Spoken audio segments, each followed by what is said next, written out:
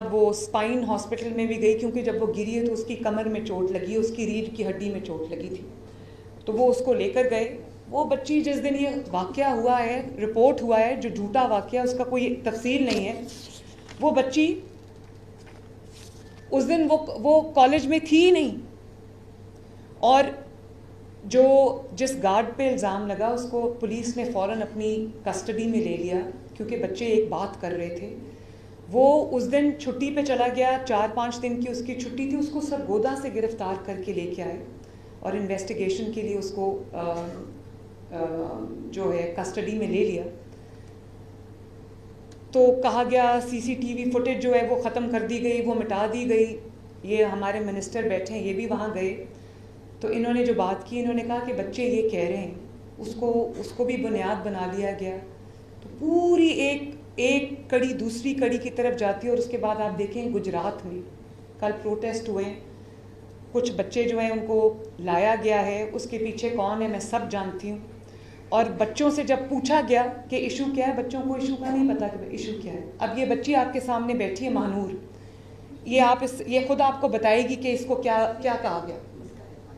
आप बेटा अपना माइक ऑन कर लो और इसको अपने आगे कर लो।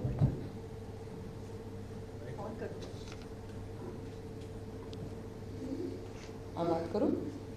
जब इंटरव्यू वाले मेरे पास आए, मैं इनको बोला कि मैं इंटरव्यू नहीं देना चाहती, जबकि मैंने इंटरव्यू नहीं दिया। तो मैंने बोला मैंने इंटरव्यू दे दिया, मैंने नहीं इस मामले में ज़्यादा पढ़ना चाहती हूँ, मेरे पास सिर्फ 1 मिनट के लिए दे दें, सिर्फ आपकी बात रिकॉर्ड कर लें। हमारे पीछे एक एफएसएन की टी शर्ट थी, उन्होंने बोला अगर आप प्रोटेस्ट के लिए आए हैं तो आप लड़ेगी, तो आप माँ को बचा लेंगे, कुछ नहीं होगा इस तरह से। अब वो न्यूज़ एंकर के साथ खड़े होंगे, न्यूज़ एंकर ने हमें स्क्रिप्ट दे दी कि आपने ऐसे ऐसे बोलना, और इनको बोल दिया कि सीएम पंजाब को आप बोले कि हमें इंसाफ चाहिए, अदरवाइज आपको इंसाफ नहीं मिलेगा, आपको बोलना पड़ेगा अपने के लिए। हमने उनकी बातों में मैंने बोला मेरे साथ जो लड़की जिसने मुझे वाक़या बताया सारा, वो तो उसको बोलने में थोड़ा इशू था, उसकी जुबान थोड़ी सी ना अटकती थी। तो मुझे मेरे से बोला कि आप बोलो, क्लियर बोलोगी, आप बोलते ज़्यादा सही हो जाएगा मामला ना। मिसके डर से मैंने बोल दिया कि मिस हमारे साथ हैं तो कोई मसला नहीं होगा। एंकर ने भी सारा कहा कि ऐसे ऐसे बोल रहे हैं, और जो मैंने उसे बोला कि मैं कैंपस 10 की स्टूडेंट नहीं हूँ, कैंपस 2 की हूँ, उसने कट करके बता दी कैंपस 10 की स्टूडेंट है। और उनको तासरा भी आए विटनेस है, किसी देखा है। मैंने जबकि वीडियो बोला कि बच्चों ने आवाज़ें सुनी, मैंने ऐसा कुछ बोला नहीं कि मैंने सुनी या मैं उसको मौजूद थी। जो आई विटनेस थी बच्ची, उसने अपना बोला भी है कि मैं आई विटनेस हूँ, और उसकी वीडियो इतनी ज़्यादा वायरल हुई, मेरी वीडियो ज़्यादा वायरल कर दी उन्होंने। आई विटनेस कोई था ही नहीं क्योंकि ऐसा वाक़या हुआ ही नहीं। तो बात यह है कि कोई पहले कहानी घड़ी गई, इल्ज़ाम लगाया गया, उसके बाद विक्टिम ढूंढते रहे। फिर जब वो बच्ची इज़्ज़ा जो थी उसने इनकार किया कि मैं तो बीमार हूँ, मैं तो कब से पड़ी, मेरे पास मैंने पूरा मेडिकल रिकॉर्ड देखा है। जो मैंने कमेटी फैक्ट फाइंडिंग कमेटी बनाई थी, उन्होंने पूरा रिकॉर्ड देखा है। वो वाकई उन दिनों में हॉस्पिटल में दाखिल थी। इन्होंने सोचा कि इनका कोई लिंक था, वो बच्ची कहीं आईसीयू में पड़ी, उनको मिल गई, उसको इन्होंने रेप विक्टिम बना दिया। वो बच्ची रेप की विक्टिम नहीं है, वो बच्ची एक घटिया सियासत की विक्टिम है। वो घटिया जो साजिश होती है वो बच्ची उसकी विक्टिम है। और उसकी माँ ने जब मुझे कहा कि मेरी 5 बेटियां इंक्लूडिंग इज़्ज़ा, तो उससे मेरी बच्चियों की अब शादियां कैसे होगी। तो मैं ये भी कहना चाहती हूँ कि मैं आज हालांकि उसके वालिद ने और उसके चचा ने वीडियो पे बयान दिया था कि हमारी बच्ची के साथ कुछ नहीं हुआ, खुदारा हमें इस चीज़ से निकाला जाए। तो मैं आज उस फैमिली के लिए भी बात करने आई हूँ कि वो बेटियां भी सबकी सांझी होती हैं, माएँ भी सबकी सांझी होती हैं, बहनें भी सबकी सांझी होती हैं। जब उसकी माँ ने रात को मुझसे ये बात की तो मैंने कहा आपने फ़िक्र बिल्कुल नहीं करनी। वो बच्ची मीडिया पे, उसकी माँ वालदा नहीं चाहती, वो बच्ची मीडिया पे आना चाहती थी, लेकिन उसकी वालदा नहीं चाहती थी कि वो मीडिया पे आए। तो उसके बिहाफ पे मैं ये बात करना चाहती हूँ कि उस बच्ची के ऊपर एक झूठा पूरी कहानी घड़ी गई है। वो बच्ची बिल्कुल पाक साफ़ है, उसके ऊपर ये गलत इल्ज़ामात लगे, और मैं तमाम लोगों के सामने आज ये बात करना चाहती हूँ।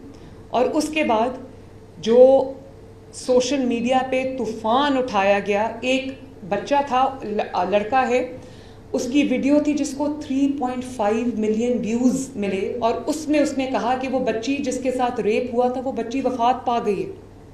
झूठ बोला। और आज जब मैं आपको दिखाना चाहती हूँ, आज उसकी वीडियो आई है और वो कह रहा है कि ये तो गलत बात है, ये तो होना ही नहीं चाहिए था, ये किसने ये किया है। आप ज़रा देखें और आप मुझे बताएं कि ये क्या, ये नहीं, दूसरा वाला,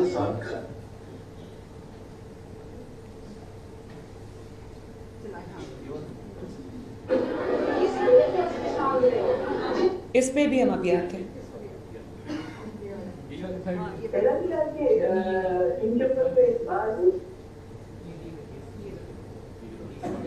ये देखिए, बड़ी ही अफसोसनाक खबर है, तकलीफदेह खबर है कि वो जो पीजीसी कॉलेज लाहौर की लड़की के बारे में कल मैंने वीडियो बनाई कि उसका रेप हुआ है, वो आईसीयू में दाखिल है, उसकी फैमिली को हिरासत किया जा रहा है।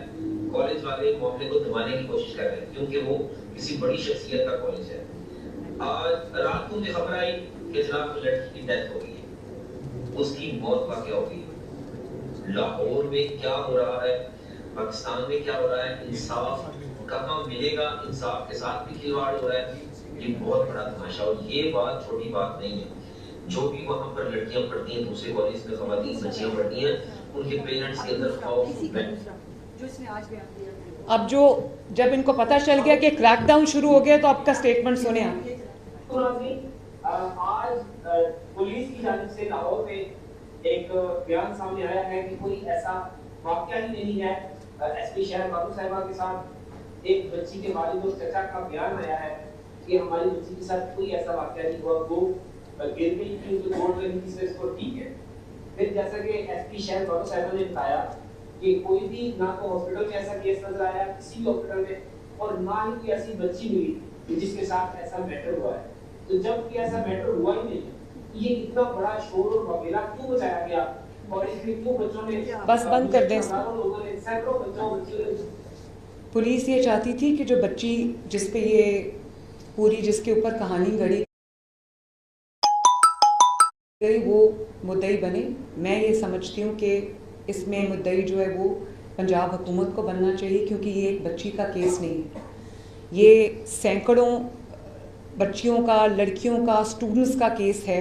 ये एक ख़ानदान की इज़्ज़त का केस है, और ये एक ऐसी बात है जिसमें सोशल मीडिया पे आप कोई भी चिंगारी लगा दें, आग भड़कने में देर नहीं लगती। इसलिए मैं समझती हूँ कि पंजाब हुकूमत को इसका मुद्दई होना चाहिए, और जो इन्वॉल्व है, एफआईए को एप्लीकेशन दे दी गई है, जो इन्वॉल्व है, इसको, चाहे उसका ताल्लुक मीडिया से हो, या उसका ताल्लुक पीटीआई से हो, या उसका ताल्लुक जो है वो काफ लीग, जो चौधरी परवेज़ इलाही साहब की काफ लीग है, उनकी भी फैमिली इसमें बहुत एक्टिव है, जिससे उसका ताल्लुक हो, उसको फ़ौरन जो है उसको पकड़ा जाए, क्रैकडाउन किया जाए, और जो लोग इसमें इन्वॉल्व है उनको सामने लाया जाए। अब ये आप मेरे लेफ़्ट साइड पे पीटीआई की एक ख़ातून रहनुमा है, ज़रताज गुल साहिबा, ये उनकी बहन हैं जो लाहौर कॉलेज वुमेंस यूनिवर्सिटी उसमें प्रोफेसर हैं, और इनकी भी वीडियो एक सर्फिस की जिसमें ऐसे लग रहा था कि ये